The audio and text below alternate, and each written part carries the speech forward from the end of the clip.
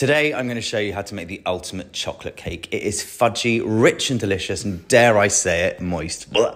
Into a bowl, chuck plain flour, cocoa powder, golden caster sugar, salt, 2 teaspoons of bicarbonate baking powder, and 3 eggs. Then you're going to add whole milk, vegetable oil, and water and give it a mix. It is very liquidy, but that is what you want so it stays lovely and soft. Line your baking tins. I just actually clip it onto the bottom. I find it gives a really even cover. Don't forget, all the ingredients are in the caption below. Underbake them so they're still a little fudgy in the middle. Whilst they cool, you can make your buttercream with really soft butter, icing sugar, cocoa powder, whole milk, and lovely dark chocolate. Mixy, mixy, mixy, and you're done. Now, once the cakes are cool, you can level them off if you want. Try not to eat too much. And then you're going to layer everything up. Cake, buttercream, and that is it, my friends. Dive on in and enjoy it. About a week ago, I made a Snickers cake. A lot of the comments in that video were telling me to make a Twix one next. I was like, I think I made one a year ago. I went back and looked at that video.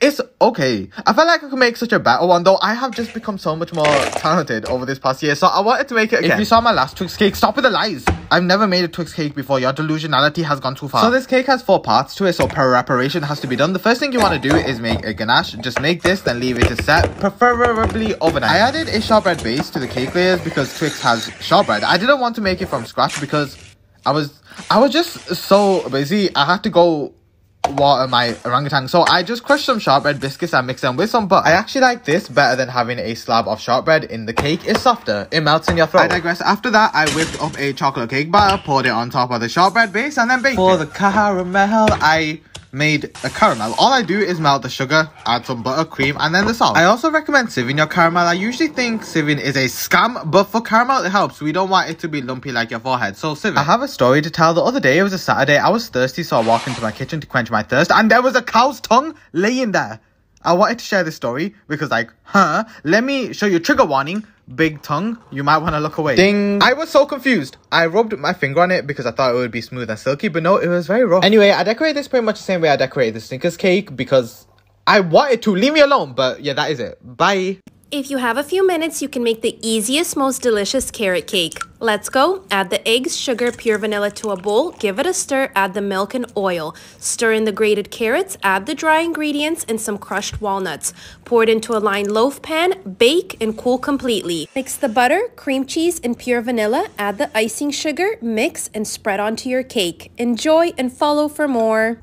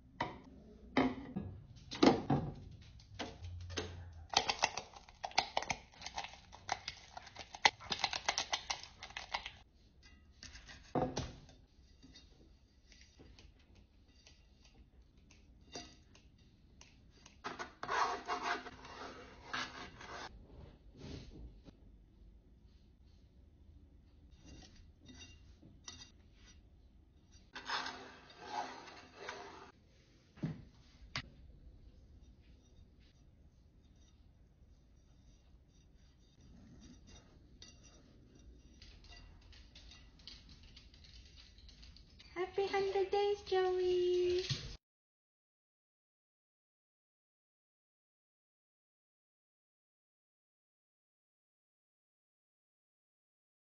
Five ingredient Biscoff cake. So I did the Oreo one. I felt like I needed to make a Biscoff one too. I think I'm a little over Biscoff though. It doesn't really tickle my pickle the way it used to. But this cake, very good. Let's make it. So all you really need to do is crush up some Biscoff biscuits, then mix it with some baking powder and milk. I did use a lot of biscuits just because I wanted a big thick cake. However, in this economy, you might not want to be using as much. So you could half or even quarter the recipe. Of course, it doesn't matter to me though, because I'm extremely rich, but you're not. And that is okay. Compared to the Oreo one, this one usually is a little dry, like a scalp. So I did also add some yogurt into this just to bring the moistness back. This is very optional. It could be a 4-ingredient Biscoff cake, but I think the yogurt is a nice little addition. After I baked the cake, I let it cool, then poured some Biscoff spread over it, and it's done. This is a very quick, easy cake to make. You have no reason not to make it unless you don't like Biscoff. That's a very good, valid reason. But yeah, that is it. Bye. There's a reason our entire family's obsessed with this one bowl carrot cake. Our mom's been making it for over 40 years and it couldn't be easier. Mix together the oil with the eggs and the sugar and then add in the dry ingredients and all of the spices.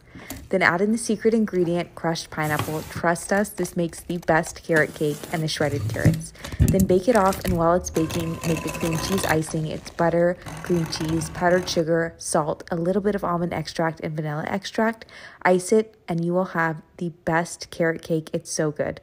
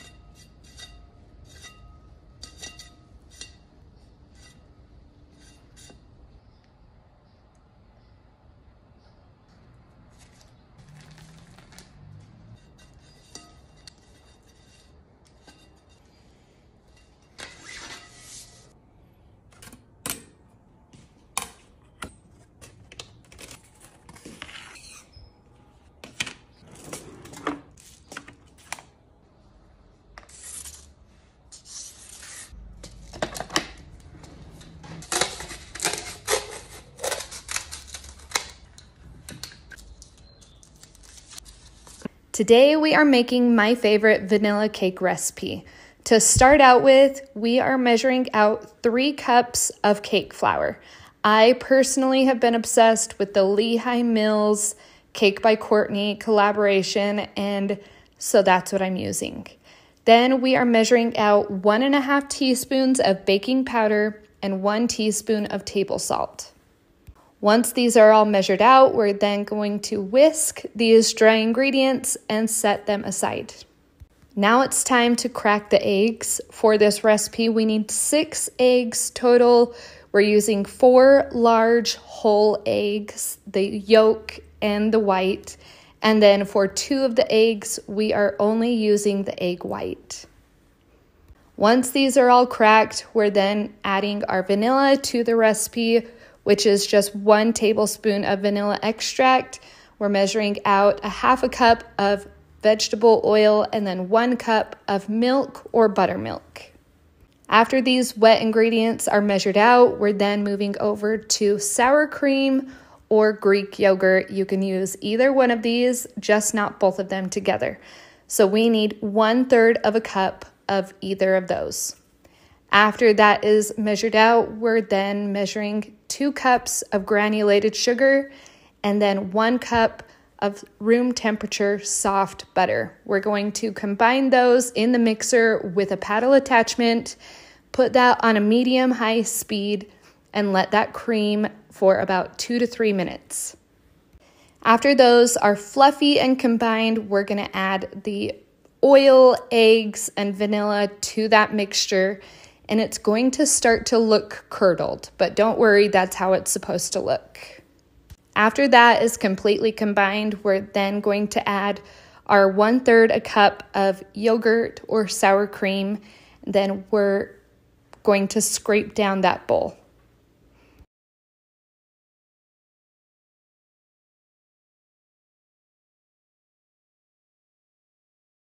Now slow down your mixer to the slowest speed possible and add in all of your dry ingredients.